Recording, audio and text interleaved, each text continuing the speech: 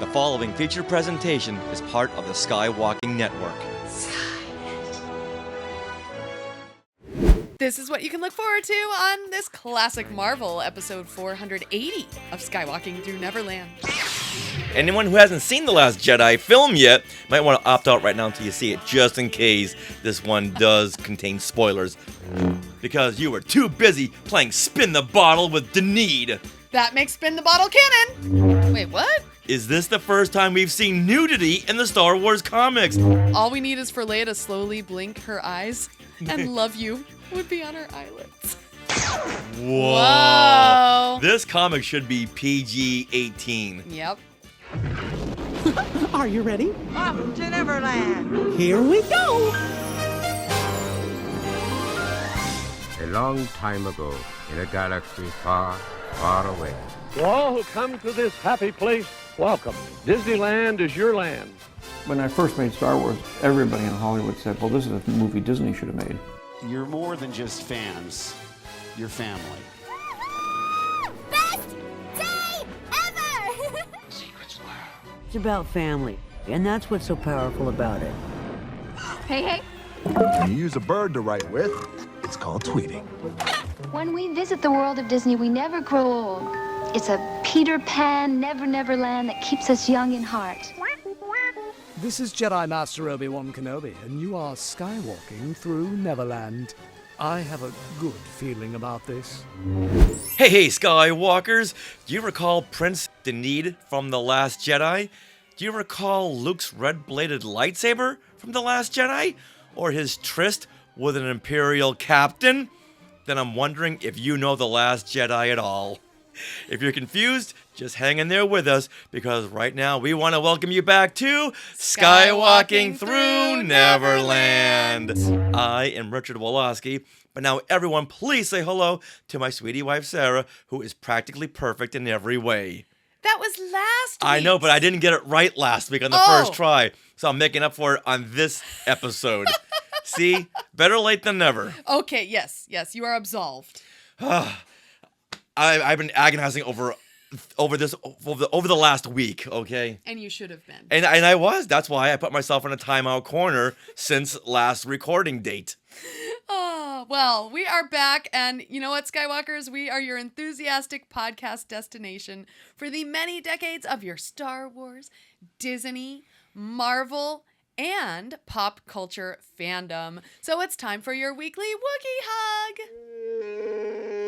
And your little sprinkle of pixie dust for our family of Skywalkers. Speaking of our family of Skywalkers, our neighbor Sue just clicked in and said hi. Oh! Hey, Sue. Hey, Sue. She always knows when we're recording. Yeah. You know, Sue was so close, she could just open up her back window and yell hi. We would have heard it.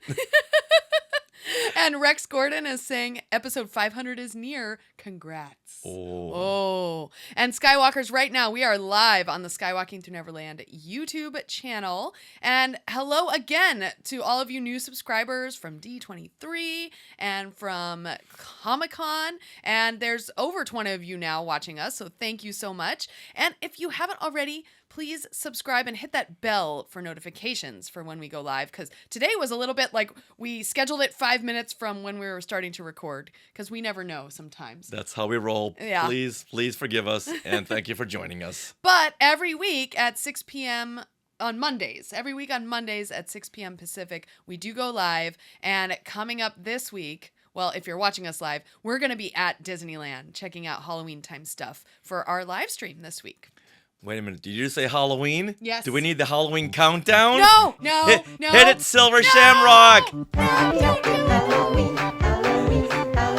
Is it too early? It's not too early. When Disneyland says it's Halloween time, it's Halloween time. So it must be Halloween time. So, from here on in, every week we're going to get the Silver Shamrock, okay? Oh, no. All right.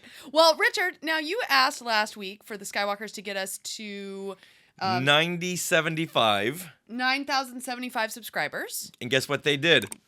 9,075. Whoa, they did it. Yes, you did. See, once again, all you gotta do is ask, and they deliver. Thank you, Skywalkers. All right, so you know what's coming up next. We want to ask you for another 5, which brings us to 9,080 subscribers. Let's do it. Yay. We can do it, Skywalkers. We can. We can do it. We have any more videos coming our way? We released a whole lot from D23. Yeah. I think we have like 10, 15 videos. And including our episodes, but yeah, there's so much, and then there's a lot on Instagram, like just so many things. I think we finally went through the list. There's just a few like that we can work on next week, like the Walt's Barn. Oh, Walt's Barn, right. Yeah, so there's still some videos that we'll work on slowly. The tangential video of the Monkey Men concert, which is the Monkeys tribute band, just hit 1,000 views on YouTube. Oh, that's cool. Yes, if you haven't watched it, or if you haven't heard of the Monkeys tribute band, go over to our YouTube and check it out. It's a 18-minute highlight reel from their concert that we went to a couple of weeks ago. Here we come, walking down the street, get the funniest looks from everyone we meet. Hey, hey, we're the monkeys, people say we monkey around.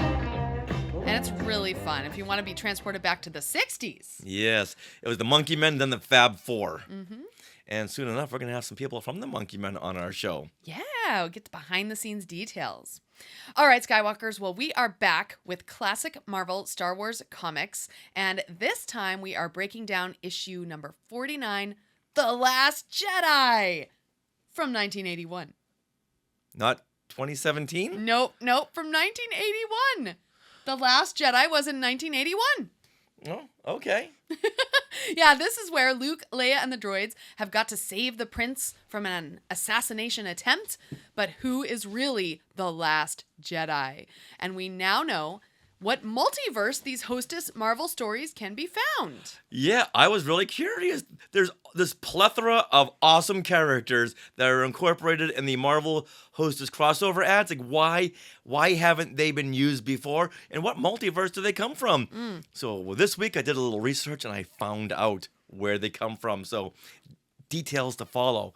Now, speaking of The Last Jedi comic, this is my actual issue from 1980. Oh, cool. Can I hold Get it? your hands away from my comic. This is my comic. It's hermetically sealed in this Mylar bag. In this That's bag backed that can by... open like this? See, I don't let her touch my comics. You not touch my vintage comics. That's mine. All right, now, we are being sponsored by Small World Vacations, and they are a diamond-level Disney vacation planner travel agency that can help you book your trip to a Disney park around the world. And best of all, this service is free of charge. So head over there to Small World Vacations for no obligation price quote and tell them Skywalking Through Neverland sent you. Did I also mention Disney cruises? Mm-hmm. All kind of Disney vacations. 4 new cruise ships are coming. Oh. Crazy. There's going to be so many cruises available. We may have to test one of those out. Yes. All right, well, we are recording this episode from Long Beach, California on August 25th, 2024. So, Richard, this begs the question, what happened today in Star Wars history? Well, let's go back 10 years to this date, August 25th, 2014. Oh.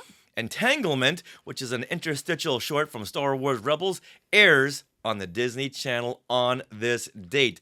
Now, before Rebels premiered in October of 2014, Disney Channel aired 4 of these shorts to introduce the main characters. That's right, I remember this. Now, in this one here, Entanglement, Zeb Aurelios tries to help a Lothal marketplace salesman from being harassed by stormtroopers, but he finds himself as their new target.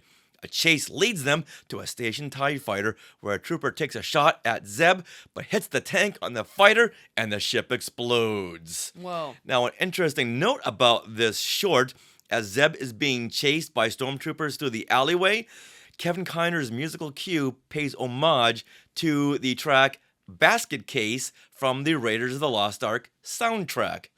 All right. You know what? As much as I love your singing, let's hear the actual track, okay?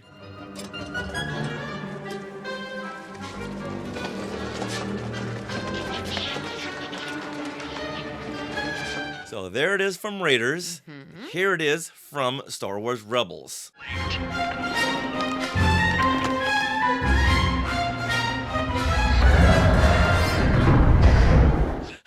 Oh, yeah, I hear it. That's amazing. Yeah, and Kevin Kiner even said, yes, of course I was paying homage. Yeah. There's no getting around that. So when we saw this, we thought, oh, they're going to pay homage to John Williams' tracks and the music. They're going to be Easter eggs all over the place. We could not wait for Star Wars Rebels to premiere just 2 months after this. Yay. All right, now with that... Oh, hold on. Before we go with that, let's see a couple more of these Sky Chatters. Yeah, we got Mike. Michael Emke, today's his birthday. Yay! Happy birthday, Michael. He says, day after my birthday? I don't know. Is that when you said we're recording? So is today his birthday? According to Facebook, it is. Oh, cool. And I believe Facebook. I believe everything on the internet. Happy birthday, Michael. Aw. And Jeff is with you, apparently. Hands off. Hands off the vintage comic, merchandise. Yeah. Aw. So, Michael, wait, was yesterday your... What's today? Yeah, it's the 25th. The 25th. You just said we were recording on the 25th. That's the only way I know that my days is when you say it on the show. Okay. Well, sometimes you put a different date in there. Shh. No, I don't. We don't record ahead or behind schedule. So, hey, Michael Emke was born on the same day as Kenny Baker. Oh. Kenny Baker just turned 80 years old yesterday. Wow. I would figure he'd be older. Oh, here we are. Oh. Here we are. Let's see. Happy 90th birthday. Okay. So yesterday, Kenny Baker turned 90 years old. Here's a picture of me, my fanny pack, and Kenny Baker. Wow. Your fanny pack's bigger than Kenny Baker. Oh, my goodness. Oh, your curls. All right. With that, let's see how close this classic Marvel Star Wars comic is to The Last Jedi film.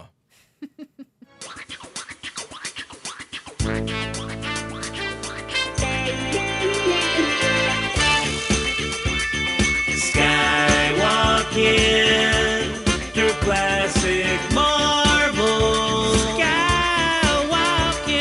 Skywalking through classic Marvel comics.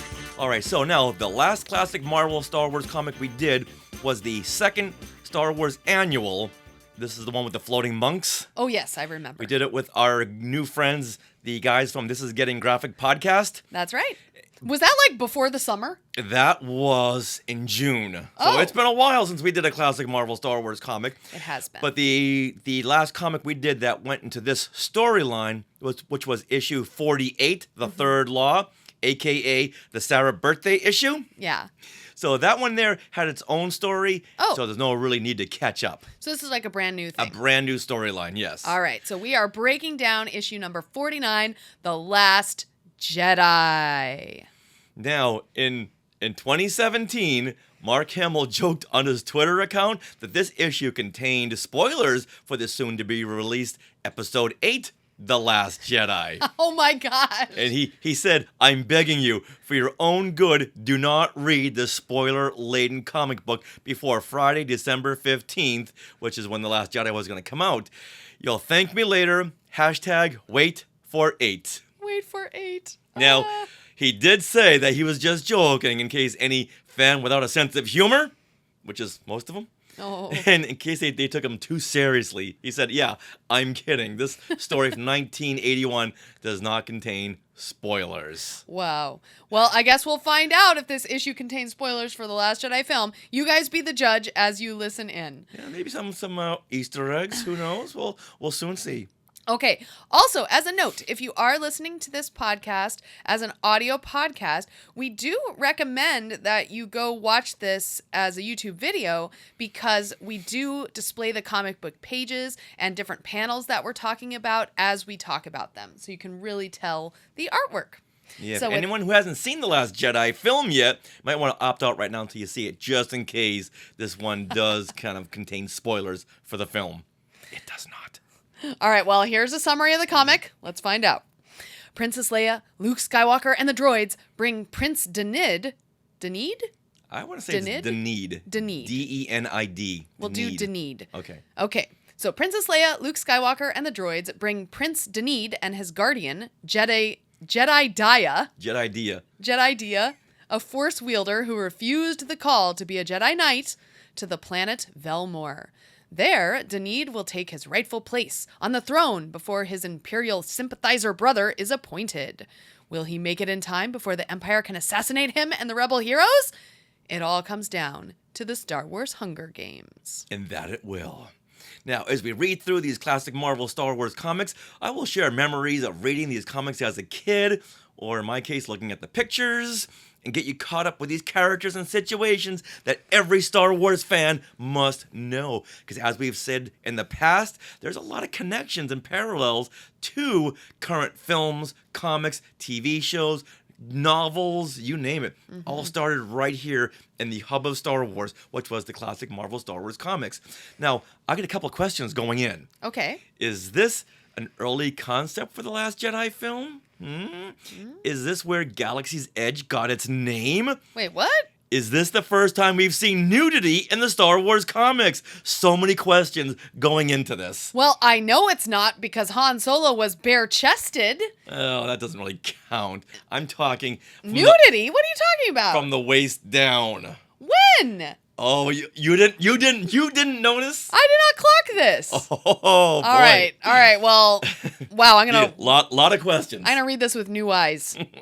All right, Skywalkers, and in fact, I do read these with new eyes because I'm reading these comics for the very first time and sharing my immediate response to these comments, to these comics, and also my artistic thoughts when it makes sense, or like, you know, the color scheme, whatever it is. I just love comparing. Your artistic breakdown. Yeah. Oh, that's a good way of putting it. Thank my you. artistic breakdown. All right, now this issue, number 49, The Last Jedi, was released on April the 21st, 1981. And it was written by Mike W. Barr, artwork by Walt Simonson and Tom Palmer. That's hard to say. Palmer? Palmer. Palmer. Okay. Yes, Palmer. Okay. Now, the cover art is by Walt Simonson. That name I can say. Yes. Now, here on this cover, Luke Skywalker stands ready for battle with his Kenner yellow-bladed lightsaber. A fallen woman lays beside him. A Y-wing separates the composition, where above there is a woman silhouetted in pink, and a green alien with a stick stands beside a warrior. Who are these characters? Now, this is all backed by a purple starfield and the title, The Last Jedi. All right, so I've got to call out right away. Now, those of you who are watching live, please share your comments in the chat while you're watching.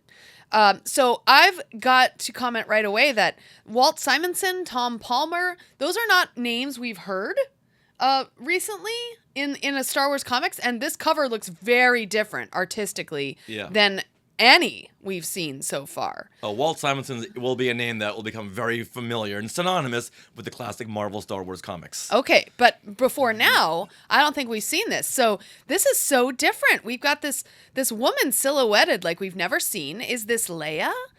I don't know. And it's just so completely different. And you know, it's all about mystery. I feel like this cover is all about mystery. Who is this mystery pink woman? She's got a hat that looks kind of like those Imperial hats, right? The Imperial caps that come down. I thought that was her hair. No, that's definitely a now hat. That you say that, now I can tell, Yeah, and then you have these weird aliens. There's a woman, it looks like maybe Leia, lying on the ground in a swamp. It's like, what has happened to her? It looks like she's passed out. She doesn't look dead. And why is her leg so wonky? Like, if you zoom into this leg, it's real wonky. It looks broken almost. And then, and Luke is wearing gold here. So I really like that. And my favorite part, though, about this cover is the purple background with the white flecked graffiti paint. It's flecking into the background of the Star Wars words, too. So it's like taking over the entire background. And I really like it. And the Star Wars logo, it looks cool, especially with all those blue and green planets all around. So very neat. Now, as Rex Gordon says in the Sky Chat, Simonson took the series to another level. Yeah, he did. And Jeff Caffrey said about the woman's hair, she's got hair helmet. All right. Now, for me, there is so much going on here, especially with the color. The purple and pink work really well together. And like I've said in the past, I always connected pink. I always connected with the pink color because of the Batman toys that were packaged in pink. See? Batman packaged in pink. Here we go.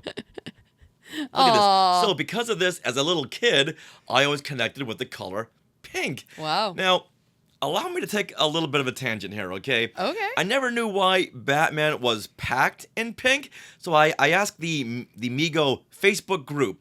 And for those of you who don't know, Mego made the superhero figures from the 1970s. Here's a recreation of the Batman box from the 1970s. Now, I asked if anyone in this group knew why pink was the color that they packaged Batman, and I got dozens of responses. Oh. Yeah, I got responses like they needed a color to contrast with the gray and blue outfit of the Batman doll. See, check it out, see? Yeah. And pink made that really pop off the shelf. And once I read that, I thought, you know what? You're right. When I was a kid and I saw this in the toy store, at Mr. Big Toy Store or Toys R Us or Child World, that pink just popped right off of that shelf, and I had to have that because of that color psychology. Now, there are also other printing hypotheses about combining all the colors, and that's the magenta that you get, and that's not really pink, it's magenta. That's what do you call that? Come on, that's pink. Yeah. That's pink. Come on. It's like hot pink. Yeah. So all the answers I got really made sense, and as a little boy, Batman was the reason why I never saw pink as a girl's color, because it was Batman. And pink and yellow look great together. Yeah. Just pops. Yeah, and one person even said that, you know what, I never really thought about it until now. They packaged Batman in pink. And you know what, I never really thought about it until we started doing these Marvel breakdowns, and they used a lot of pink. And my nostalgic Rolodex started spinning. It's like, why? Why am I connecting with this? I thought, because of Batman. Awesome. So hence we've got this purple and pink cover here. Yeah. Okay. Now, back to the cover. I've always liked it, but I would have loved it if we had more familiar characters. We have Luke. Okay, the Y-Wing, all right, but we need more to connect with Star Wars. And as we go along in the Marvel run, we'll get away from the characters and more toward the Marvel inspired characters. Marvel introduced these new characters, which I didn't really care for as much as my old friends. I wanted my friends. Right, but I mean, they were kind of the writers. They would invent new characters so they could do stuff with them. Exactly. Yeah. And Lucas said, you can't use Darth Vader except for every like 20 issues. Yeah. And be careful with Luke and Leia and Han and Chewie. And there were too many restrictions on the characters. So you're right. Yeah. He said, okay, we'll introduce our new characters and we'll use the heck out of them. Like Valance. Yeah. We'll give you some more Who Jibs. Yeah. We'll give you Jackson. That'll show you. Now, as always, we put this cover on Facebook in our Facebook group and our Facebook page, and we ask all of the Skywalkers to go nuts and give us your reaction. So Rex Gordon, he wrote in and said, I bought this comic decades later to finish my collection. Oh, really? I thought it was an Imperial dude with a mustache, but as I recall, it's a female Imperial, and kudos to Marvel for having Imperial females. It wasn't until we got a couple of comments about a mustache, and it does kind of now look like she's got a mustache. It does. Yeah, now that you say that, it's one of those like, what is that? There's like some kind of word that you can look at a picture one way and then you kind of change your focus, and you look at it a different way. Yeah, it does look like that now. But yeah, to me that definitely read female. I think because she's got a little groove where her boobs are. Yeah, but the mustache, it's like the inside of her mouth. But when you look at it, it's her top lip. Yes, it's her top lip, but because of the way they've shaded it, it looks like a mustache. Right, but now that everyone is saying mustache, like, okay, now I see it as a mustache. Yeah. Then he says the colors pop. We have cool volleyball planets bouncing around. Make mine Marvel. Nice. Okay, Jeff Caffrey says in the Sky chat. Jeff. He says something that, okay. He says some Some adult content. And adult content. Yeah, something you find on the internet that kids shouldn't be looking at. Oh, right. yes. Brian Jonas says she looks like Freddie Mercury with the mustache. And yeah, Alan Sanborn also on Facebook says, so wait, who is Freddie Mercury playing here? And now that you say that, I can only see her as Freddie Mercury. Yeah. We are the champions. Oh my All right, goodness. Bruce Brown says, I love all the old comic art. Oh, so do I. And you notice there's a lot of new merchandise coming out with the classic Marvel Star Wars comics, like the shirt. Roosevelt has classic comics. Mm-hmm. And that's the shirt brand. Yes. Roosevelt. They have those, what do you call those purses? I want to say Dooney and Burke. Or Loungefly, probably. Loungefly, yes. Loungefly purses, yeah. Oh, they got everything. Yeah. Let's see. Scott Hume writes, between this and the Legends era novel of the same name and a certain movie, The Last Jedi has been a reliable Star Wars title for decades. I haven't reread this story in a while, but I like Luke's pose on the cover, and the purple really makes the cover pop more than some of the other covers. Getting excited that 2 of my favorite issues, 51 and 52, are coming up soon. Oh. Very, very soon. Jeremy Stevenson writes, where's Ray? Tom Spina writes, one of my favorites in that run. And Matthew Irving brings it home with, needs more porgs. You know what? You're right. Well, it could have been fit in right there at the bottom. Yeah, there are some creatures in there. Yeah. That could be the ancestors to porgs. Yeah. All right, now with that, let's dive in so we can get to all these connections, okay? All right, here we go. All right. The story starts with a modified Y-Wing that warps out of hyperspace and into normal space. Luke Skywalker looks out at a looming planet and says that this is where they've traced a signal halfway across the galaxy. And if the Force is with us, it'll give us the means to turn an entire solar system against the Empire. Wow. All right, now explain this splash page here. Yeah, right here. It takes up the whole page. That's what a splash page is. And there's just amazing movement as the Y-Wing travels from the foreground to the background in a diagonal. So the diagonal automatically lends movement to this page, and there's speed lines trailing behind that Y-Wing. So it's practically traveling across the whole space diagonally, and above the Y-Wing is a giant planet almost like brooding down on top of it, and beyond it is a smaller planet, or is it a moon, that's yellow, and the Y-Wing is heading toward that. And all of this is in this light pastel yellow and green, pastel blues and oranges, but at the bottom of the page in huge letters, lettering that looks almost medieval, actually, is The Last Jedi, with an exclamation point in bright red, outlined by white. Now, also, contrary to comics, lots of comic book writing is all caps, right? Yeah. But The Last Jedi is in just regular, like capital. Upper and lowercase. Upper and lowercase, exactly, as a title. And so that's different as well. So why this medieval writing? I don't know. It doesn't really work. But, you know what? I give him credit for doing something different. All right. But, Rex is saying art is wow. Art is very, very wow. It's a beautiful page. All right. Now, inside the ship, R2 and 3PO are bickering about who really traced the signal. Leia tells Luke not to get his hopes up since those automatic signals can run years on solar power. Well, Luke is trying to stay positive and believe there has to be life down there. Oh, just like on Dagobah. Yeah. They spot the mangled ship down below where the signal was coming from and lands the Y-Wing in the jungle. Yeah, that looks really cool. All right. I love this landed ship here, right in the middle of the page. Ship that just plummeted into the ground. Surface you know of the what? planet. That's kind of like Jakku, but not from The Last Jedi. From the very first The Force Awakens. Right. When we're introduced to Rey. And you have the ship on the ground. And even on Mos Eisley, you see that ship pending from the Mos Eisley, in the middle of the spaceport. Okay. All right, now, Luke goes out on a solo search when he is approached by a big lavender creature. You know, love the colors in here. Yep.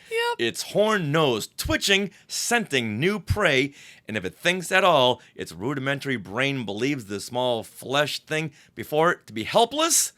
Well, guess again, big lavender creature. That's right. Now, hold on, before we move on. There's just so much narration. There's a ton of narration in this one. But we have to name this beast. And I think we should name it Grorg. That's what he says when he's coming out of the jungle. He does. He says it like 3 times on this page. Grorg. Well, then you guys then that's his name 3 times. Grog, grog, grog. Oh. You've just conjured him. Oh, yeah. Him and Beetlejuice. Those Beetlejuice right behind him.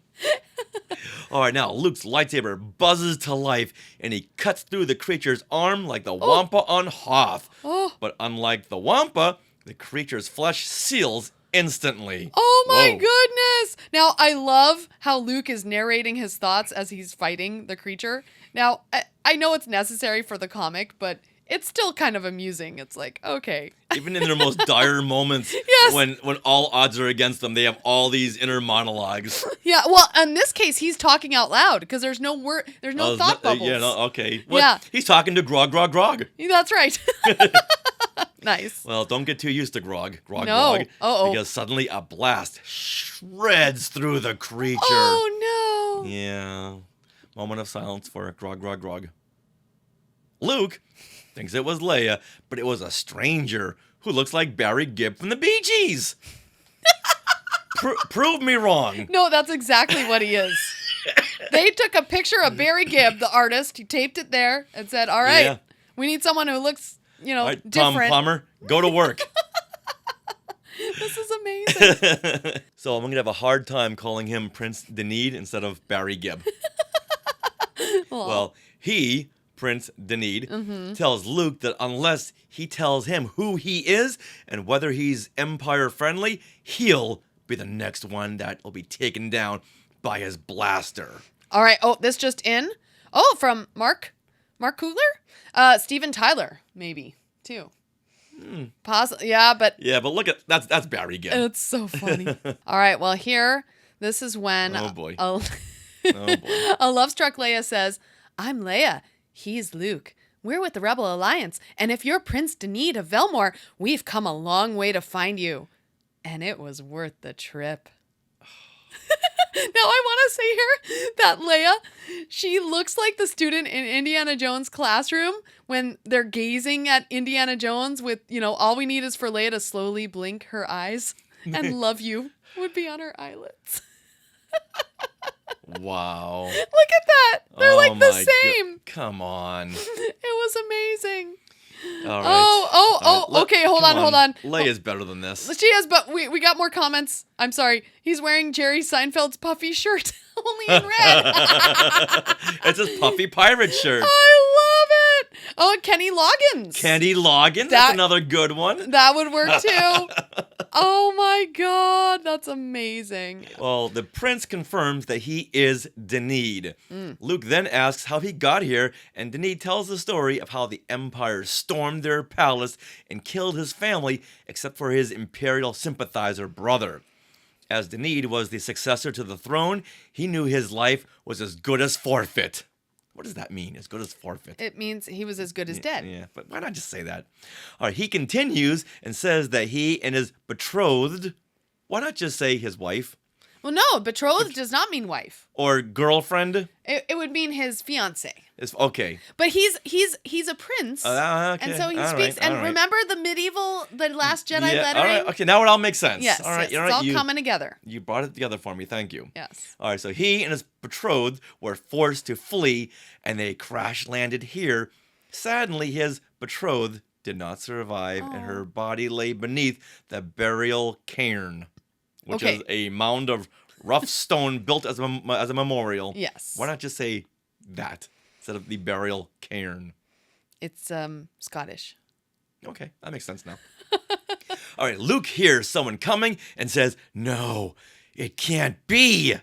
What is it? It can't be a Jedi Knight. Okay, what about this says Jedi Knight? It's like a creature, not a person, a creature in a short sleeve blue jacket. Tunic, and he's holding a blue pants. He's holding a purple staff. Yeah, and he's got the purple staff that's like the same color as him. He's purple. All right, now or maybe she. Maybe no, I guess it's a he. The narration can sum it up for us. Okay. The narration describes that the creature is dressed in tatters that resembles the proud garb of the Jedi. The Jedis. Oh no. Up until now, in the last 48 issues, we've never seen Jedi dressed like this. No. And did they just make a huge faux pas?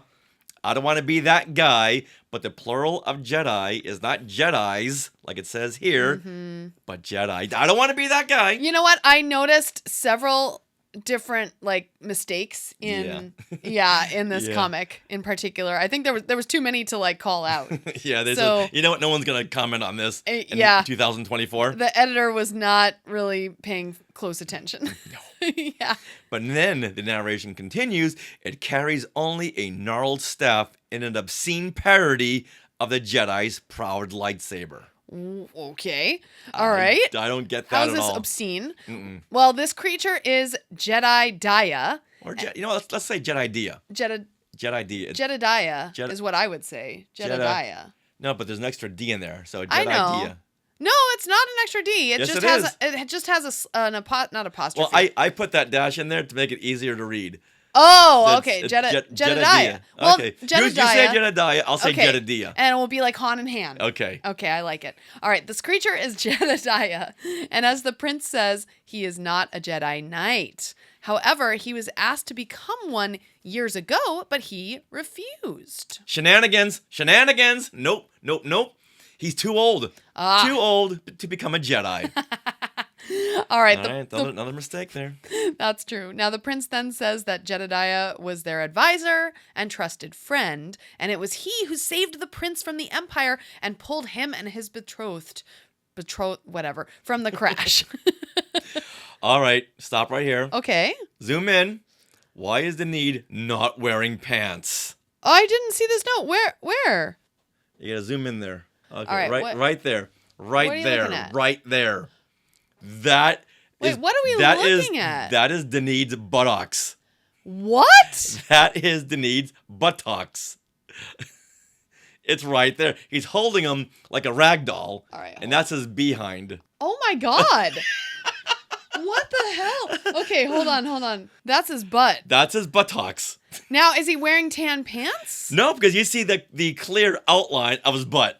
So that's but in pants, unless those are really 70s tight tan spandex. Okay, pants. what? But they're not. Teresa's weighing in. See, Teresa. That's a butt. Okay, Teresa's got the final word. No, Jeff, it's not tights. Jeff thinks it's tights. No, it's not tights. That looks like a butt. Now Rex's comment makes sense up here. It's an obscene parody. He said Oh my goodness. So therefore, this is the first time we've seen nudity in the classic Marvel Star Wars comics. Wow. Wow. All right, well, let's get off of that. Oh my. So now, Jedediah returned to the ship to retrieve supplies when he was hit. Now, this is still in the past. Yes. He returns to the ship when he's hit in the head by falling debris. His injuries robbed him of his reason, the narration says. He remembered only his lost dream of becoming a Jedi Knight, and at that moment, he entered a fantasy world from which he will never return. Oh, no. Poor Jedediah. So Jedediah, yes, he turns to Leia and mutters, "You are pretty. Jedi will protect you." Sounds a little bit like Cookie Monster, doesn't he? He does. Luke says to the group that if they don't blast out of here before his explosive charge destroys the ship and the transmitter, he'll wish they never found him at all. So, some questions here. Why is Luke destroying the ship?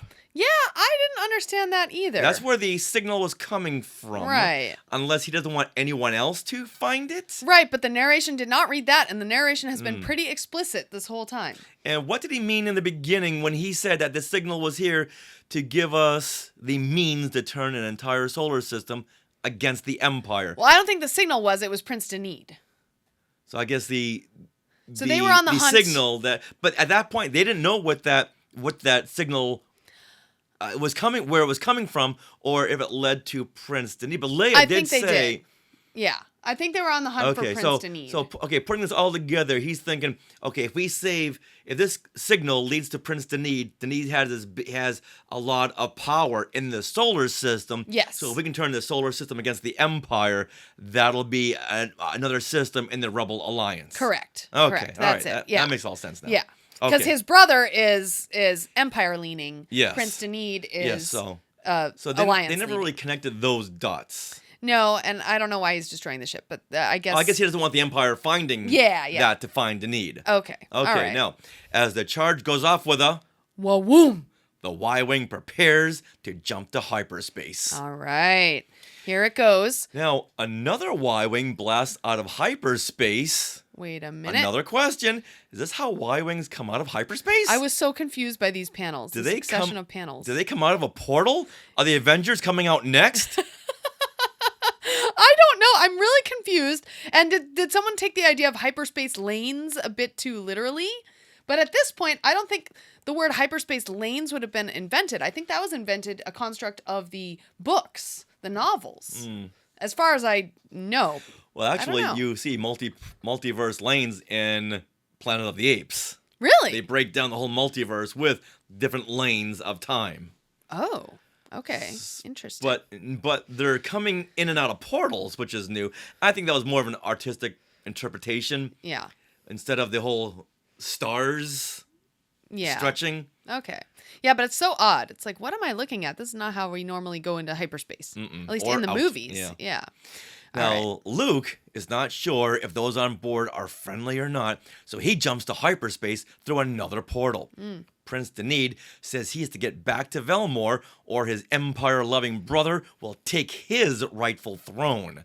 Now, Leia tells him not to worry, but Luke's inner thoughts mock her. Aw. Don't worry, Denid. Oh, brother. Wow. Luke, you are so above that. Luke is petty. Goodness. Now, apparently, this Y-Wing has a hidden compartment you can't see from the outside because they're all lounging around in a big cabin area. They really are. It's like the Millennium Falcon cargo hold. Yeah, they're standing straight up in this Y-Wing. Yeah, but from the outside, it's like, where is this cabin? Yeah, that's what Rex is asking the same question. How many are in this Y-Wing? Yeah, Y-Wing, they fit 2 people and a droid. Yeah. Wow. Yeah, but also we see C-3PO. He is sparring with Jedi Dia. Oh my god! So there's 2 droids and like 4 people. Yep. And Jedi Dia. And there's enough room where they can spar. Now Jedi Dia clonks 3PO in the head, who then says to R2, "Let the Jedi win." Very amusing, you over-greased sprocket. Let the Wookiee win. Let the Jedi win. Yeah. Insert your own noun in there. Now, I also want to note that this page is very different than what we've gotten in a lot of these comics. A significant passage of time happens in the narration. Because the narration says, while they're all walking around in this giant Y-Wing, in the ensuing days, Prince Denid learned that the rebels traced his faint broadcast. So they're like, in the ensuing days that like they're in this Y-Wing traveling to his planet, Prince Denid learns that the rebels traced his faint broadcast. Very interesting. Yeah, sometimes the light speed can take up to a couple of days. Well, always light speed in Star Wars, it's 3 minutes. Or 3 seconds. Yeah. You're in, you're out. All right, well, finally, the Y-Wing leaves hyperspace at the edge of the galaxy. Wait, what? What? The edge of the galaxy? What if you turn that around to the galaxy's edge? Oh, that's where Galaxy's Edge comes from. I'm telling you. We gotta go to Scott Trowbridge and say, okay, tell us right now, did Galaxy's Edge come from classic Marvel Star Wars comics? Wow.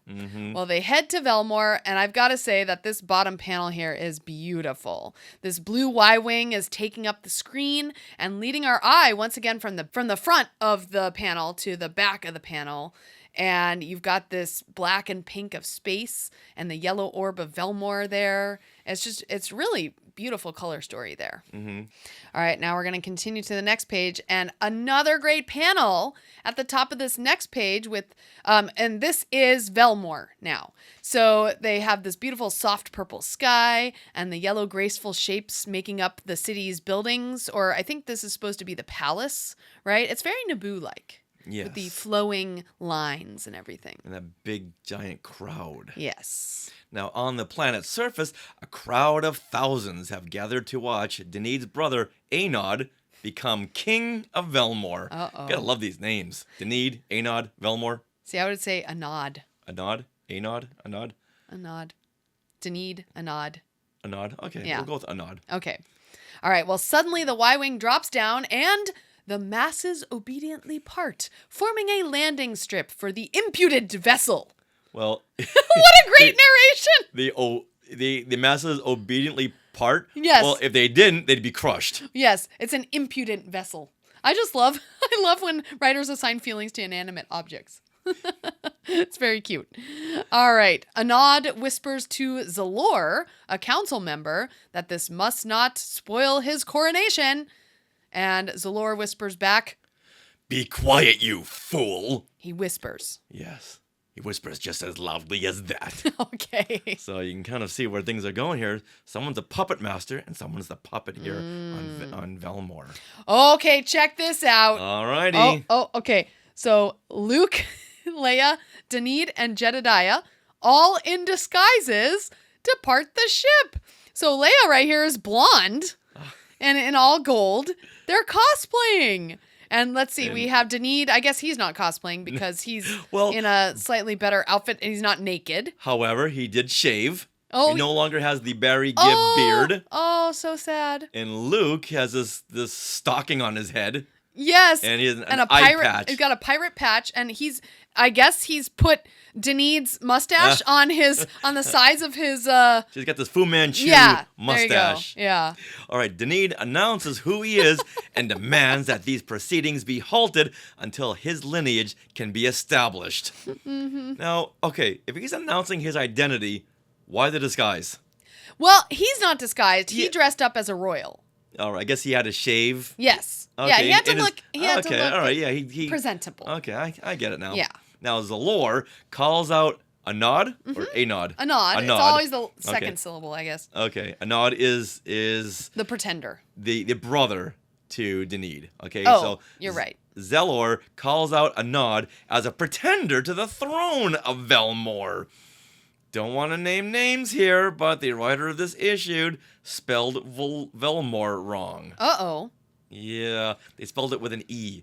Velmor does not have an E. Okay, so they established it as no E at the Yes. end of Velmor. Yes. And then they added an E here. Yeah, again, that's on the editor. It is. Yeah. I don't want to be that guy, but I'm just saying, okay, that's our job to point these things out. Yes. Now, as Zalor welcomes Denid, Luke whispers to Leia, I don't like this guy. He changes his tune faster than a Norkronian whistle snake. What? What? Wait a minute. Is this time for a Fatum fast fact? Why, yes, it is. Okay, well, the Norkronian hasn't been mentioned in any other Star Wars stories, but it was listed in the Complete Star Wars Encyclopedia. What? Now, in there, it says that the Norkronian whistle snake was a creature from the Norkronia system that was famous for quickly altering sound intonations. Wow. Yes. So it's odd that they mentioned this in the Star Wars Encyclopedia, even though it was only mentioned once. Was once it though? Here. But yeah, yes. Okay. I checked around, make sure if it was mentioned anywhere else. Okay. But only in this encyclopedia. And normally to add something to an encyclopedia, it had to have more than just a passing reference, wouldn't you say? But hey, you know what? I give them all the credits. You know, Steven Sansweet put this together with Pablo Hidalgo and a lot of the early Lucasfilm story people. Okay. And I give them credit for adding this. Yeah, I like that. All right, Rex Gordon is weighing in, though, and we've got to go back to what Prince Denid is wearing, this red tunic. And Rex is saying that Lando uses that outfit later in the series when he pretends to be Drebel. Now, are you referring to Denid's outfit or Luke's, like, weird piratey outfit? Let us know, Rex. Interesting. So the you know what, for the budget, they reuse the same outfits. Yeah. Of course. All right, now, Denid then presents the man who found him, the bounty hunter Coral Marcus, Carl Marcus? a.k.a. Luke Skywalker. Oh, okay. And she is the light of my soul, my betrothed Lauren, a.k.a. Princess Leia, who looks overly smitten. Look at this top right panel here. That looks nothing like Leia. No, just to make sure we're all caught up here. Lauren was the woman who perished in the crash. Yes. And he had to bury her in that cairn. Yeah, so for some reason, they think that bringing Lauren back will, I guess, help him take his crown back? No, if you were Denid, wouldn't you be there doing the same thing? Like, hey, look, this is my betrothed. I'm sure she knew nothing about this. Oh. No, it's kind of like corner. What can she say? No, I'm not. Okay. So he cornered her into this. I see. Okay. All right, Zalor then introduces Captain Troll, the attaché from the Empire, and she responds with an icy, delighted. And I love how this word bubble has icicles freezing down from the word. That is the best use of a word bubble ever. It's so cool. Oh my gosh. Yeah. Oh my goodness. Yeah. All right. Zalor then takes them off stage and says that as a formality, he has to confirm the identity of Denid. I mean, that makes sense. So I guess Leia did not agree to be the fiancée of Denid. No. Yeah, the quote unquote. Yeah, he just sprung it on her. Yes, okay. exactly. But I don't think she's arguing. Well, yeah, I guess not. She's like, oh, okay he called her then. fiancé. All right, this is the way the story has to go to fool these people. All right, I'm in. She's Twitter-pated. What a team player. All right, then we cut to Denid's skeleton surrounded by a green substance in the identity-confirming chamber. Wow, this could be totally a Halloween just panel right there. That's cool. But hold on, what does this identity-confirming chamber? What does it sound like? Zmb. Do it with more emphasis. I think you should do sound effects. Zmb. That's what it sounds like way better. in my.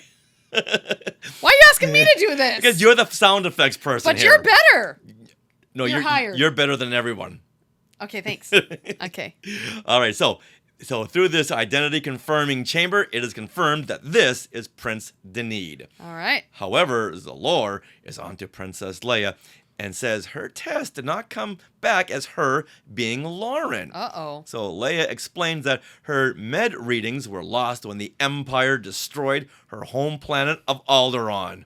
And they spelled it wrong. Oh my goodness, are you kidding me? Are you kidding me? So instead of 2 A's at the end of the name, they have 2 N's at the very end. Alderaan. Ugh. All right. Captain Troll finds this very convenient. But Zalor says as long as Denid vouches for her, that's good enough. That's fine. Yeah. All right. All right, now, a massive banquet is held for the newly returned prince. Zalor tells Luke, still in his Coral Marcus disguise, that it is ceremonial that male newcomers duel for their meals. No, it's not. Okay, show me in the handbook where that is something that is tradition. Yeah, that's so silly. Now with that, Luke and Zalor begin their duel with laser lances. Wow, it's some exciting pages though. Oh, with yeah. this yellow or orange backgrounds and yeah, very cool. Now Luke thinks to himself that he'll let Zalor win so as not to give himself away as a true Jedi Knight. And as fast as Obi-Wan took down Maul and Rebels, Zalor disarms Luke and knocks him to the floor. The crowd laughs with an extended ha ha ha ha ha ha ha ha ha ha. Yeah, it's so funny. I'm surprised that Luke's bad wig didn't come off in that fight. What do you mean bad wig? That's a good wig. Oh, it's bad. But yeah, the fight scenes are really cool because they're all focused on these two in battle, and the background goes to a completely wash of one color. You got the orange or the yellow, or let's see, the light orange and the light yellow. It's kind of depicting danger, but it's not quite red because it's not Vader, right? Right. So it's like Luke can handle this. Speaking of danger, look at those heels on Zalor. Yeah. Those are those 70s kiss boot heels. Oh, yes, they are. Wow. Now, Denid makes a toast and vows to cherish the people of Velmor's council. And when he takes the throne, he shall make Lauren his wife and their queen. Uh-oh. As Luke looks on, Captain Troll asks to speak with him alone outside. Uh-oh. Uh-oh. Which way is this going to go? She's on to him. Well, we don't know that. Could be something else. All right. Now, let's pause right here on this cliffhanger for a commercial break. Oh, okay, fine. We'll return after these messages. So now, we're going to get into this Marvel Hostess crossover ad, Spider-Man versus the human computer. Woohoo! So, Sarah, you read the narration and the role of the human computer, and I'll read Spider-Man. Okay, exciting. Now, why do you get to be Spider-Man? You want to be Spider-Man? No, it's okay. You can be Spider-Man. No, it's fine. All right. All right, here we go. Just let it be known, I put it out there, okay? Yes, you did. All right. Spider-Man swings on his web over the city. Mysteriously, all the computers in the city have gone haywire. Worst of all, the fun has gone out of the kids' electronic games. Nobody can win against the human computer. There's the human computer on the loose, an evil genius with an electronic brain. He's outsmarting everyone, even the police. Spider-Man lowers himself into an arcade. He should be here somewhere. Aha! Don't bug me, webhead. I've got your number and everybody's number. Beep, beep, beep, beep, beep, beep, beep, beep, beep. And Spider-Man thinks to himself, if I can trap this weirdo, it'll be goodbye for Mr. Chip. Is that a reference to Goodbye, Mr. Chips? That's funny. And a computer chip. Yes. There you go. See, That's what it is. It works on 2 levels. I love it. All right. Suddenly, Spider-Man sees a table full of Hostess cupcakes and a glass of milk. Wait a minute. He's not pulling it out of his butt? Hey! We talked about Spider-Man. Yes, but we never said it came out of his butt. He just pulled it out of somewhere. Okay, the crevice in his outfit. We never asked where. We stopped right there. Okay, all right. All right, now Spidey says some Hostess cupcakes and milk might do the trick. The human computer grabs a cupcake and the glass of milk. I'm programmed to love this chocolatey cake. My circuits light up for that fudgy icing. And then Spider-Man, oh, hold on. Spider-Man slings his web to grab the helmet off the human computer. Just as I thought, a chip off the old block. Spider-Man wraps the human computer in a tight web. Looks like your game is up. Time to cash in your chips. Okay, they've used that far too much. All right. Yeah, but never disappoints. All right, human computer. I'm just a chip who loves chocolatey Hostess cupcakes. You get a big delight in every bite of Hostess cupcakes. The end. That is very cute. That is very, very cute. Yay. All right, so comments. There should be a lot of comments here. Oh, boy. Well, that was chip-tastic.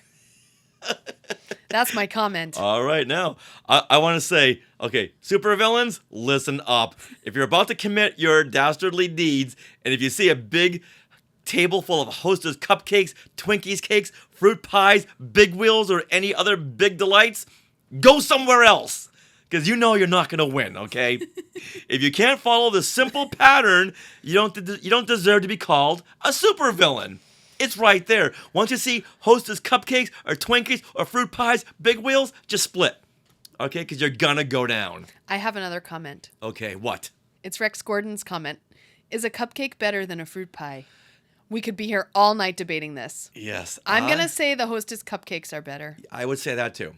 Oh? Rex, what say you? What say all of us watching? Yeah. Do you like cupcakes, fruit pies? Mm-hmm. Do you like Twinkies? Do you like big wheels? Name your favorite Hostess dessert. Okay, this is what I like. I like the Hostess cupcake. You put it in the freezer. That's where you store them. And then you take it out about 5 to 10 minutes before you're going to eat it.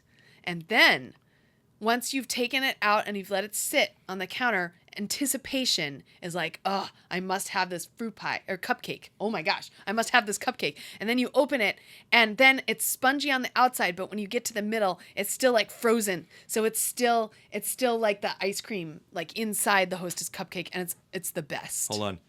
DoorDash? Yeah, can you run over to Ralph's? Get us some Hostess cupcakes? Okay, thank you. And get some for the Skywalkers, too. Get the orange ones. Oh. Yeah, and the orange Halloween ones. Oh, those are the best. All right, so we get some more comments. Okay, right, yes. that I need to make about this supervillain. Okay, but Rex is saying cupcakes for the win. Okay. Oh, cupcakes? All right, there you go. All right, go ahead. Now, if the human computer was ever considered a supervillain, he may be knocked down to the bottom rung if he's stealing quarters at an arcade.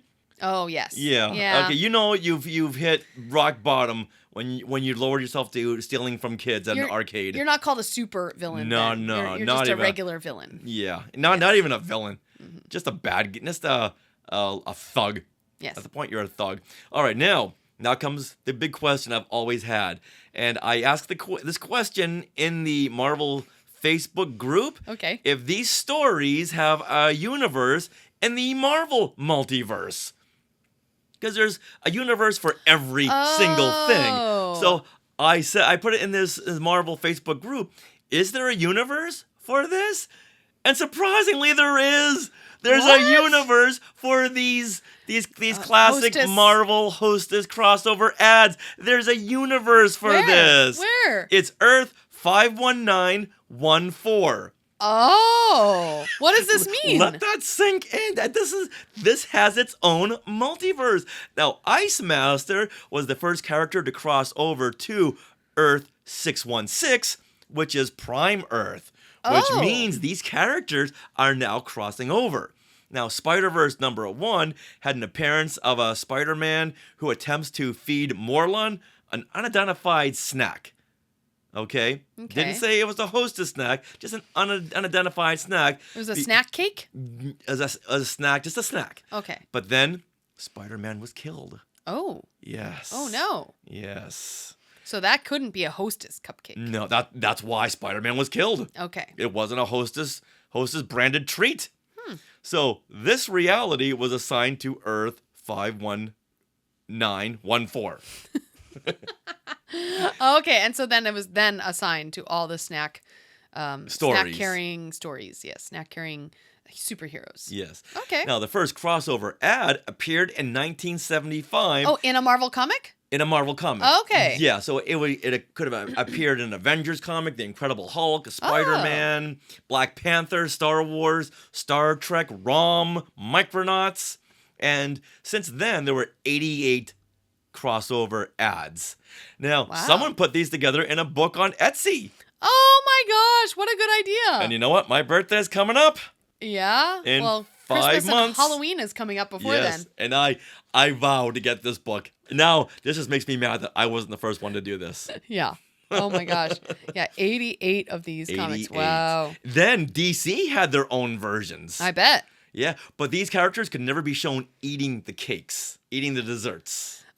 Yes. Yeah. All right. Brian Jonas makes a good point. Now we need this Earth 51914 to appear in the next Spider-Verse movie. Has anyone looked at the Spider-Verse movies and see is any of the Spider-Men carrying a Hostess cupcake? Or any kind of reference to Earth 51914? Yeah. That would be cool. If they omitted this, I'll be so disappointed. That would be so funny. Oh, all right. So it got to this point where I needed an answer. Where do these characters and stories fit in to the Marvel universe? Now we have our answers. We do. Wow. All right. Now with that, back to the show.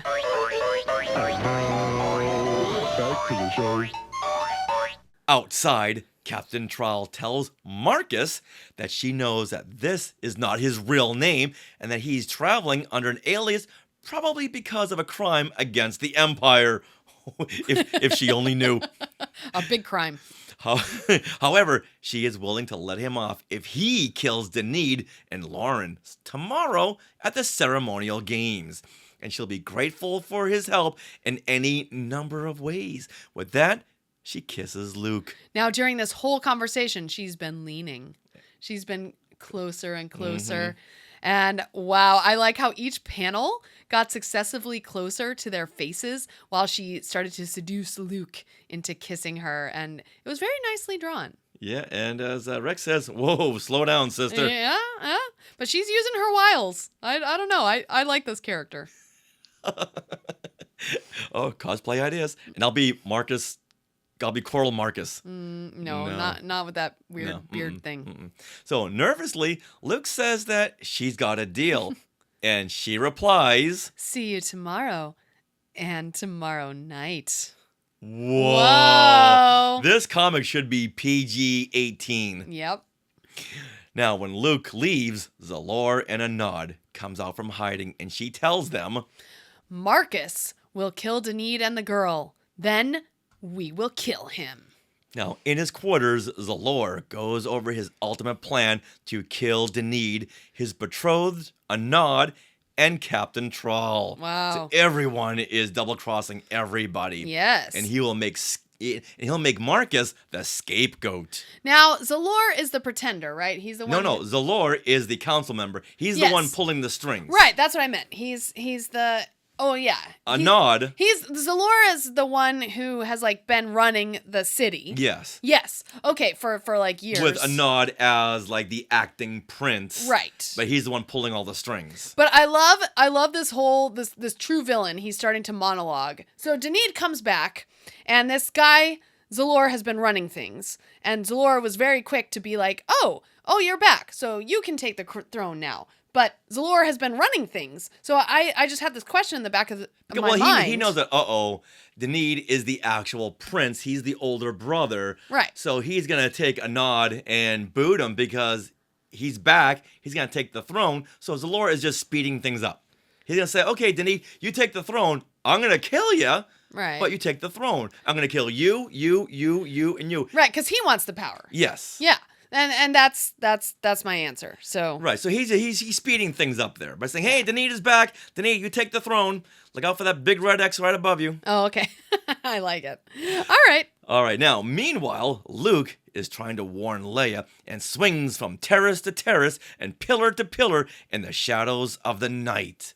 Now, he almost falls and says, "Whoops, almost took a fall. Bionic right hand, I love you." Okay, maybe PG-19. That's hilarious. So he's trying to... Oh, that's bad, sweetie. Oh, my goodness. I didn't write it. Yes, but you said it. It's right there. Oh, my. Oh, boy. Well, all right, so Luke is trying to warn Leia, but he's like being like Spider-Man crawling from pillar to pillar and balcony to balcony. Yes. Only Spider-Man would never confess his love to his web shooting hand.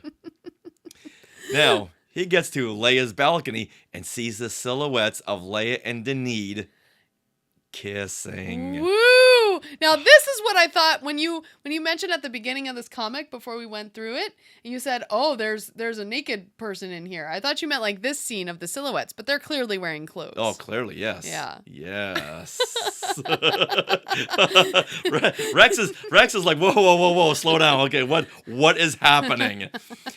That's what we said. We warned you in the beginning. This is quite the issue. Yes. All right. Wow. Well, let's move on to the next morning. All right. The next morning, the pre-coronation games are being prepared. The narration reads, "The masses turn out in force, eager to glimpse the life that could have been theirs if they had been born to the purple." What does that mean? That means royal. If they had been royal born. To the purple? Yes. That's another medieval kind of reference because purple dye was really hard to get, so it was reserved for royals. Yeah. Okay. Yeah. You learned something new. Mm-hmm. Right. I don't know what makes the purple dye, but it was like a lot of something used to make just a little bit of that purple dye. And okay. So, yeah. When I first read this, I thought, are we missing a sentence here? Mm-mm. All right. Luke whispers to Leia that Troll hired him to kill her and Denid. And Leia asks, "Why didn't you warn me when you knew about this last night?" And he barks back, "Because you were too busy playing spin the bottle with Denid." That makes spin the bottle canon. Oh, you're right.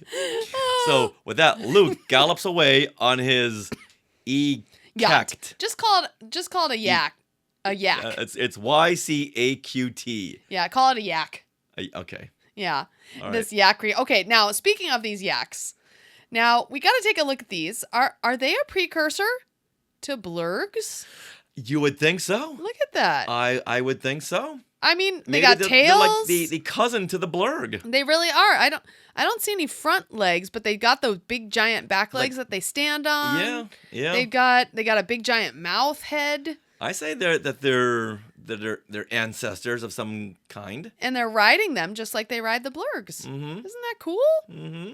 I think that's so neat. Yeah. Okay. Like frog blurgs. So it's like the people who invented the blurgs in the story group or wherever just flipped through some comics and said, this looks interesting. Yeah, okay. These e-cats Yep. can be blurgs. Yeah, yaks. Yeah. How do you say yaks in that? I just saw yak. E-cact. YCAQT. Yeah, I know. Put it in the Sky Chat and see how okay. everyone else pronounces it. All right. Now, elsewhere, 3PO meets with a 21B medical droid about fixing Jedi Dia's damaged brain. Unfortunately, his mind is beyond simple repair. Oh. Now, C-3PO says, no, an oil change wouldn't help him, R2. He's quite beyond that. Oh.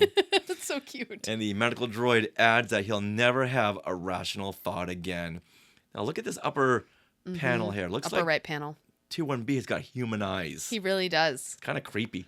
It's cool. And I think he's very he's very sad for them. Right, but you can do sad droid eyes. Yeah. It looks like there's like a person in there now. Yeah, Okay. I just find that creepy. All right, now back at the pre-coronation games, Zalor announces the Merid hunt has begun. Yes. All right, let's get into these Merids. Okay. All right, with a Fatum fast fact. Whoa. Now, Merids are these little pink four-legged frog creatures. They're also included in the Star Wars Encyclopedia in a story. Now, these were included in a story on Wizards.com in 2003. Now, they were in a 4-part story on Wizards.com. Now, if you don't know, Wizards.com was a Star Wars role-playing game website. Oh, I did not know that. So and they would have these separate stories. Cool. And they had a 4-part story with some of these characters from this issue, and the Merids were one of the characters that were used. Okay, now the Merids, you call them frog-like. To me, I saw them and they looked very Hoojib-like. See, I didn't want to call them Hoojibs because they're hunting them. Well, I know, but people hunt rabbits.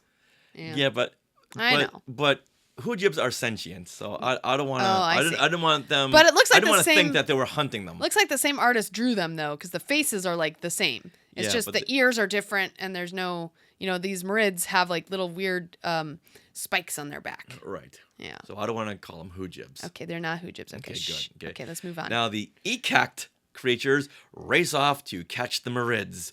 Normally, this is a ceremonial game, but this time, the participants are playing the game in deadly earnest. Oh, yeah, there's no game playing here. Nope. They're playing in deadly earnest. Now, even though I don't like the hunt aspect of this, kind of like Mary Poppins has a hunt. Yeah. They've got the horses, they're chasing the poor fox. It's like, no, we don't do that. But See, that's what I'm talking about. Yes, but I do like this bottom panel. We've got these big rolling hills and the yaks. They're running across them. You call them ekacs. I call them yaks. And they got the city in the background. It looks really cool. I like it. Yeah, it's a great panel. A lot of colors working for the story. Yeah, the colorist here is just a spot on with this comic. All right, now things start to go sideways as Troll tells Luke to kill Denid and Lauren now. And Luke jams his blaster in her side and says he wants to go over their agreement. Suddenly, Luke's blaster is shattered in his hands by Zalor.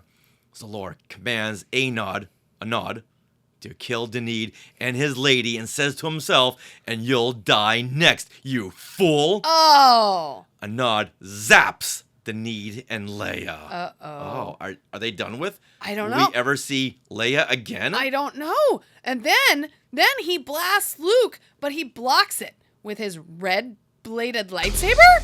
No, it should be blue. Blue? Yeah. Wait, it's red. red. It's red here. What? Have you not seen Star Wars? Marvel, come on. You have access to so much at this point in 1981. You had two movies. Why a red-bladed lightsaber? They clearly have blue. Yeah. I don't know why they're not using it for the lightsaber. I can see story-wise and drama-wise why red, but come on, canon, people. Now, Troll knows exactly what that weapon is, and she heard Luke mention Leia's name, and she puts 2 and 2 together. Yep. Now, you gotta wonder where Luke keeps getting these lightsabers. He lost his in The Empire Strikes Back, but he keeps getting lightsabers in every classic Marvel Star Wars comic issue. He's had a blue one, he's had a yellow one, he's had a red one. Where's he getting these? That's a very good point. You know where? The edge of the galaxy. From Spider-Man's butt. I'm sorry. You're supposed to say Savi's workshop. Savi's. Not Spider-Man's butt. I'm sorry. I'm bringing it back around. Yeah, I'm sorry, people. I'm so sorry. All right, let's move on. All right, now, Thrall tells Zalor that he is Luke Skywalker and is worth a seat on the Emperor's Council. And Zalor says, unfortunately, you're both worth a planet to me, dead. Oh. Zalor fires and misses Thrall, but her blast does not miss a nod. Luke runs away from Thrall into the wooded hollows. All right. Hallows, like Hallows. the Deathly Hallows. Hallows, okay. Hallows. Now, after what Luke has achieved in battle and taking out the Death Star and AT-ATs, would he run from Thrall? Yeah, doesn't he still have his lightsaber? He didn't does. lose it this time. No. Yeah, I don't know. Maybe he's scared of her coming onto him. Well, that tracks. That tracks. Okay. Now, He's Luke, being very PG-13 about Leia's crush. he's trying to bring it down to the PG level. Yes. Okay, thank you, Luke. Yes. Now, Luke tries to figure out his next move. He wants to go back for Leia, but he doesn't have a blaster like the others. But he's got a lightsaber. But he does have a stronger ally, the Force. Oh. He reaches out in pink and yellow Force swirls. Yeah. Yeah, these are cute. Now, I really like these panels leading up to Luke finally embracing the Force, like he should have been the whole time. What is Luke not using the Force for? I don't understand. You got to build the drama. Yeah. And but a lightsaber. But yeah, so comics, I mean, they are their own art form. And here you have Luke, you have a close shot of Luke's head, and he's thinking. And then you get 4 quick successive panels, very, very long and skinny, as he's like running and trying to decide what to do. And then finally, wait, I have my ally. And then a bigger panel taking up the whole entire width of the comic. And he's using his Force with his pink and yellow swirls. So it's nicely balanced there. Now, going back to the question of the lightsaber. Yes. Rex Gordon weighs in and says Luke's saber could be like one of those big pens with 4 different color inks. I loved those pens. Oh, so do I. I use them. I think so I still much. have a couple right here in my drawer. Yeah. Hey, look, Chris Alexander's here. Oh my gosh. Hey, Chris. Hey, Chris. I had the pens in my Trapper Keeper. Yes. Oh, I remember them. Yes, me too. I think Hey, I still Chris. may have a Trapper Keeper somewhere. Now. Luke. He connects with Jedediah, right? He Who does. senses Luke is in danger and races off to help his new Jedi friend. Now, I was confused by this. So it cuts from Luke to where Jedediah is like freaking out, and then Jedediah suddenly stops what he's doing and runs out. Yeah, because he's sensing Luke. Yeah, I guess Like the way Grogu had used the Force on Tython. Ah. He's reaching out with the Force to see. Okay. But Luke was trying to connect with Captain Thrall. Yes. To do something with her. But then the Force went way out of this area. to Jedediah. Okay. And he's picking up these 4 senses. So he's really strong with the Force. Even though he didn't want to become a Jedi Knight, he's still very, very powerful in the Force. Okay, got it. All right. Now Zalor sneaks up on a meditating Luke Skywalker, and his thoughts pick up mid-sentence for some reason. This now, is Zalor? Zalor starts with, but if I prefer the irony of running him through with my energy sword. Now, I went to go look, and am I missing a page? I mean, he literally picks up with that sentence. It's a ... Yeah, so he's in mid-sentence, but... Yeah. And I'm looking through my original comic, and I went through Marvel Unlimited, and that's just it. It's like they cut out. They missed a page, a panel, when they were printing this in 1981. Okay, or they cut out a panel or something. Right. Huh. Now Zalor brings his lightsaber lance down, but the young Jedi turns with his red lightsaber and blocks the blow at Zalor's amazement. At a distance, Thrall aims her blaster at Luke and Zalor. Suddenly, Jedediah appears from out of the brush and says, "No, you will not take him." Now, up until now, His word bubbles have been filled with very jagged dialogue, but now it's all forthright. Oh, wow. Like connecting with the Force with another Jedi set his mind straight. That makes sense. That's a great connection to the Force. It can snap your mind straight. Okay. I like it. As Jedi Daya leaps onto her, she gets off a blast. A blast that ends his life. As Luke notices that Jedi Daya has sacrificed himself, Zalor takes the opportunity to kill the distracted Jedi. However, Luke turns around and slices Zalor with a... No, that's so sad. He finally became lucid and helped, and then he's dead. But you know what? He sacrificed himself. That's what a Jedi is. He died being a true Jedi Knight. Oh. Luke then woods Traal in the back of the head with his lightsaber hilt and knocks her out with a wood. Yeah. Wood. Now, for those of you who are confused as to which panel to look at next, Marvel was very nice and drew an arrow as to where to go next.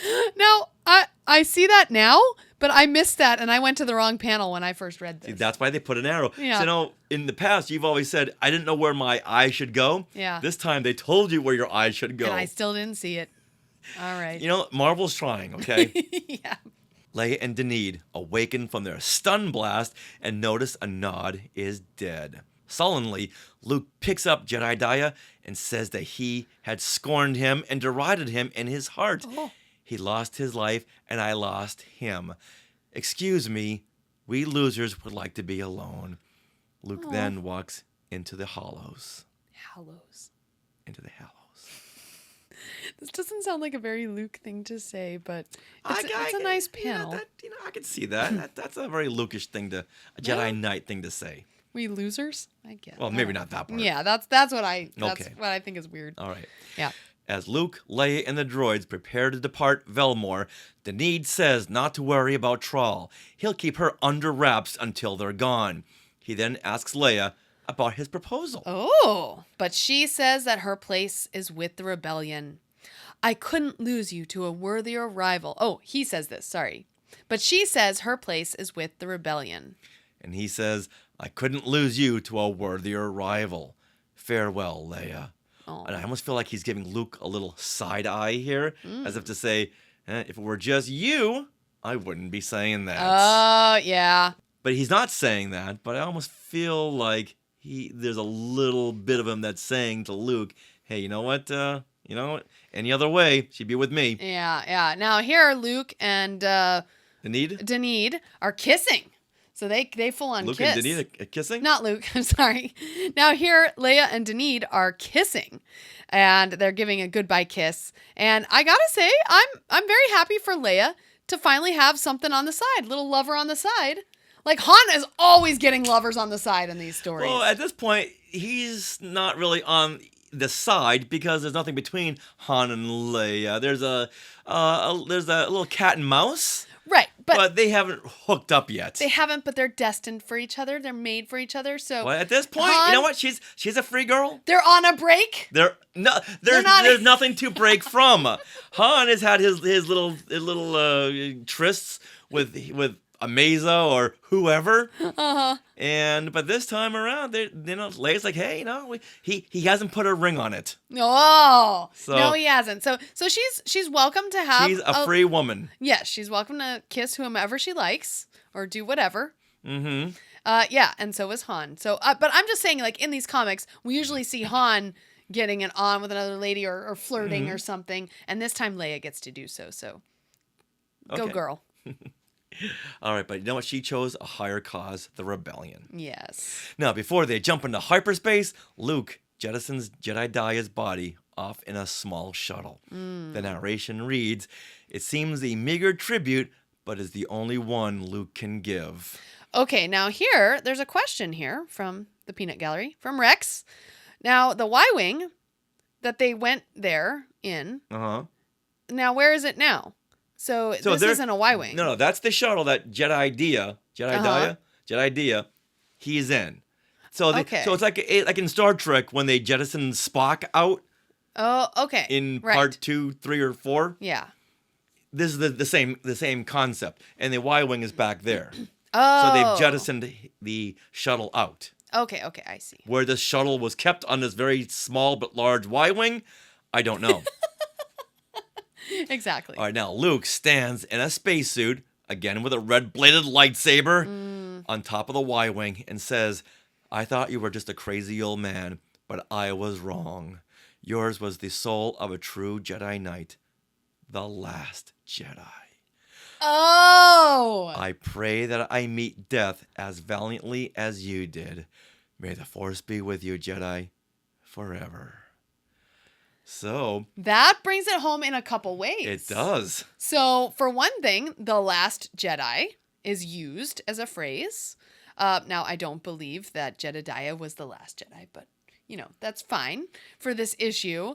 Now, and then Luke prays that I meet death as valiantly as you did. And in The Last Jedi... He does. Yes. Yes, he risked himself. He sacrificed himself so Leia and the last remnants of the rebellion, of the resistance could get off of Crate. Mm-hmm. Wow. So, yes. So... it brings it around. Yeah, it does. Yeah, so Mark Hamill was correct in his Twitter that there is spoilers in this issue to The Last Jedi. Yes. I'm willing to think that Mark Hamill knew what he was talking about. I think he so. wasn't just joking. He probably read it. He's a fanboy. Yes, he is. Yeah. Nice. Oh. Nicely done. Wow. All right, so that is it. The end. Next issue, The Crimson Forever, the Star Wars Spectacular giant-sized 50th issue. Oh, that's exciting. Now, this begs the question, after this issue, do we read issue 108? Because the issue 108 that came out in 2019 is the sequel to the Crimson Forever storyline called Forever Crimson. Yeah, we should definitely read that. Back to back. Yeah. Okay. Yeah, I think that's fun. All right. Okay. All right, now with all that, yes, give us your afterthoughts on this issue, The Last Jedi. I will, but I want to read Chris Alexander's thoughts first. Oh, okay. Yes, he says that 43 years later, and I still remember 2 panels from this issue. The one where Jedediah recovers his senses, and then the final one of Luke saluting the fallen Jedi. Nice. Yeah, those images really stick in your head. Yeah, thanks, Chris. Yeah. And Rex Gordon says, "Wow, that's cool, though. Very, very cool." All right, then Rex says, "It's better than I expected, and I need a Y-wing like that." Oh, don't we all? Yes. Nice. All right, so Sarah, give us your thoughts on this issue, your afterthoughts. Okay, so I feel like this issue had lots of action, and Leia gets some action. And I wish she had a bit more of a role in the story, just in general, like some, agency going on. But overall, this issue was very exciting and fun. I don't remember being bored. Like sometimes I look, okay, how many pages are left? Just as anything. And it covered a lot of ground because they visited the one planet, found the Prince Denid, and then they went to his planet, and there was like Velmore with no E. Exactly, and there was like this span of time, so I like that. And then I really liked that the Imperial baddie this time was not just an old guy, just like really annoyed and just like curmudgeon-y, but was this badass woman who would use anything, even seduction, to get what she wanted. And I felt like those panels with her like seducing Luke, they reminded me of the pop art of the 60s, where you get like that close shot of a female face, in the pop art, a comic book art. So I really liked that. And the colors were great in this issue. And you had some really nice panels that until now I hadn't really appreciated as much, but going over this issue with you like this really made me appreciate that art a lot more. And I feel like Troll, she's the woman, right? The Imperial. So I feel like Troll, she reminded me a bit of either Black Widow, who would kind of infiltrate places and, use her wiles to get what she wanted. Or she was like Elsa from Indiana Jones and the Last Crusade. And just very much like, especially when Elsa donned that same hat that Troll is wearing as a Nazi. I enjoyed this issue a lot. Okay. All right. Good. Me too. This was a very good, heartfelt story that gave Luke more depth as a Jedi. Oh.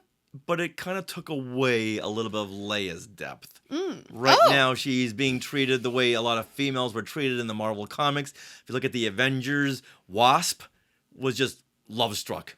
She just loved on Thor, loved on every guy. That was her only dialogue, was her loving on all these other Avengers. So I kind of wish they had gone back to the times when they had given Leia more depth. Okay. Now, there's no wonder why I didn't read this back in 1981. There is so much text to this issue. Yeah. So much.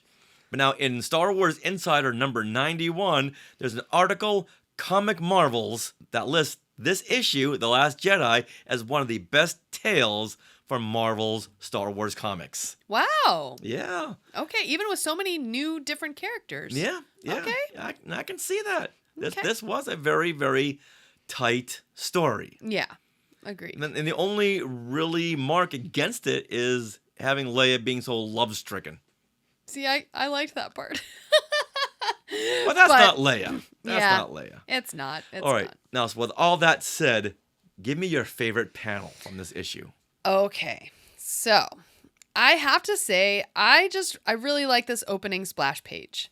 I know I try not to choose the splash pages, but in this issue, there was so many panels that were kind of similar or that I liked just as much as another panel. There was no one that stood above another except for this first page, where you have the Y-Wing traveling diagonally across the entire panel, and that The Last Jedi in bold red letters. Okay.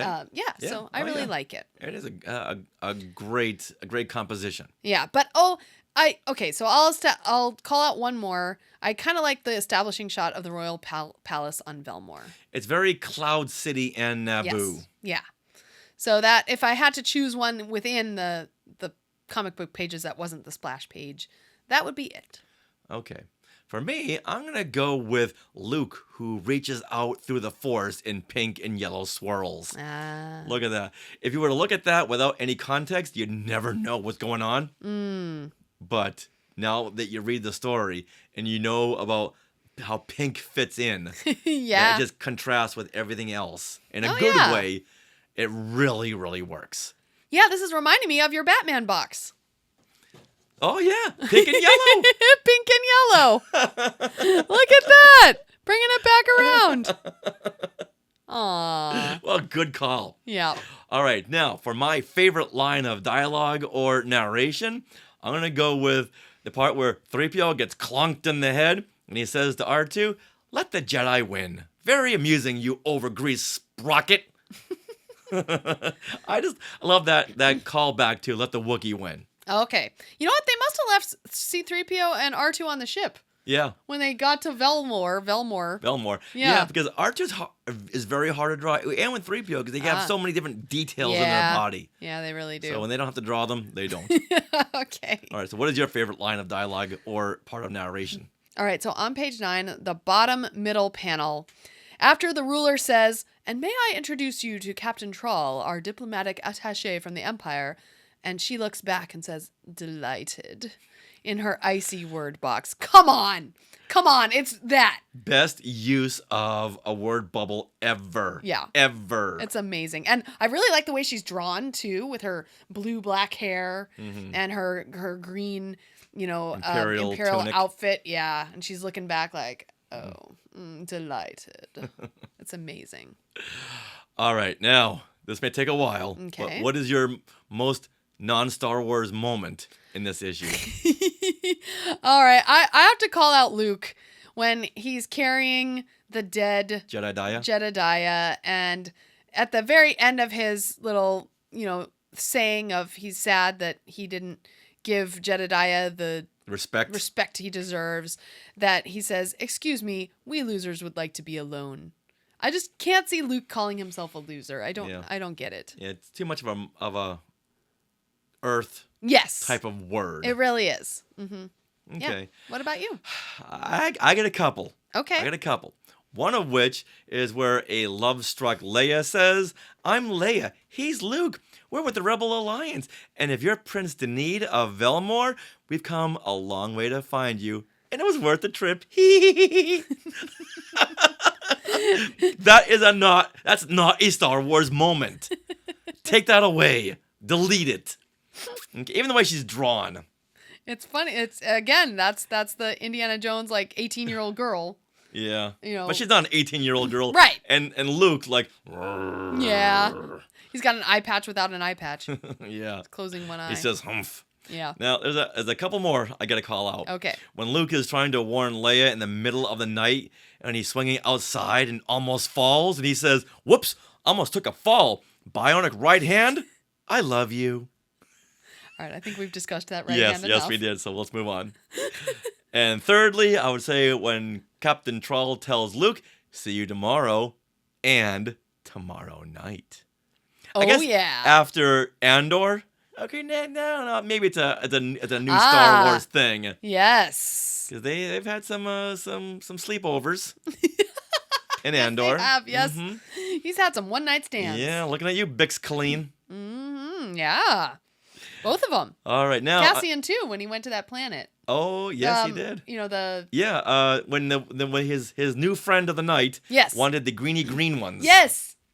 The greeny green ones. Yes. So yeah. Pizzos. So spending the night is now a Star Wars thing, but it all started back in 1981. Now, unfortunately, there are no Star words in this issue, and once again, that's the Twitter of 1981. Where fans could write into Marvel and complain, mostly. And sometimes they would say, "Hey, Marvel, doing a great job. Keep it up." Yep. But in this issue, no such luck. No Star words. Now, wait a minute. Can I call out one more favorite panel, sweetie? Sure. I'm going to call out this one! The naked butt panel. Oh, the naked buttocks of Denid. Yep. Wow. All right. Let that sink in, Skywalkers. Or don't. Skywalking through classic Marvel. That wraps up episode 480 of Skywalking Through Neverland. We want to thank all you Skywalkers for watching and listening every week, for watching our YouTube videos, for subscribing to our YouTube channel. 5 more. That's all we ask. Ooh. We need 5 more subscribers by next week. That's right. You can do it. Now you can also find us on all our socials at Skywalking Pod. And do you have things that you want to share? Well, every Monday we go live at 6 p.m. Pacific on YouTube as we share things that we've done in the past week. This week we are heading to Disneyland to check out Halloween time. So we'll be live at Disneyland. And also we invite you Skywalkers when we're at home to come on and share something that you've just added to your collection, or just comment along and tell us a story of something that happened in fandom that week. Now, are you interested in all of our books? Today in Star Wars History, Volume 1 and 2, and Skywalking Through My Fandom, which is right over here. Right over here. Your interactive notebook. Mm-hmm. Well, they are now available at skywalkingthroughneverland.com/book, and you can get them autographed or personalized or both. And an update, we did find 3 more paperback copies of Part 2. Of Today in Star Wars History Part 2. We've said in the past, they're all gone. We don't have any more, but we just did a clean out and we found 3 copies. Yeah, so get them now. All right, would you like to support Skywalking Through Neverland? You can consider supporting us through the Skywalking Force, which is our Patreon. And the Skywalking Force has access to bonus content in the form of past Zoom discussions on Disney Plus shows. Also, Agatha All Along is coming up next month. We hope to have some Zoom discussions every other week on those episodes. And also, you do get a coupon code to use for our books. Now, we want to thank Skywalkers so much who are already part of the Skywalking Force. You guys, you are the best. We also want to thank Small World Vacations for their continued support.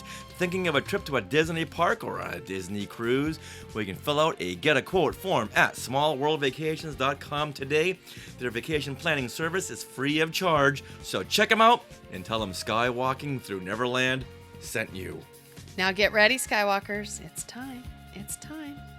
We are part of the Skywalking Network, Skynet. where you can find all the great shows like Talking Apes, The Max Effects Podcast, The Neverland Clubhouse, Totally Tell Me Everything, Star Warsologies, and incidentally, this week Star Warsologies will have The Science of the Phantom Menace episode out. Oh, nice. So make sure you listen to that.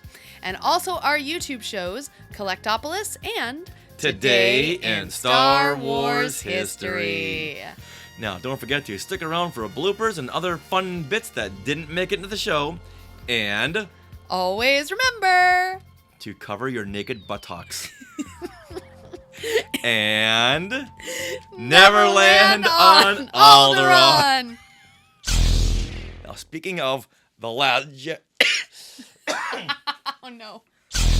You know what? Something's popped in my mind. Okay. They said Galaxy's Edge in Han Solo at Star's End. Yeah. The classic Marvel comic adaptation. Okay. They said, I'm not sure what year that came out, but it was like maybe 90s that they adapted the Han Solo at Star's End book. Oh. And in the book, I remember taking a screenshot of that where it said Galaxy's Edge. Wow. Oh, Cool. yeah. Okay. It's been around. Those Disney superiors, they're classic Marvel Star Wars fans. Yes. Hey, look at those names to the left. They are part of the Skywalking Force, our Patreon. Become a producer yourself and check out all the Disney Plus themed bonus content available depending on the level you subscribe. Become a member of the elite Skywalking Force at skywalkingforce.com.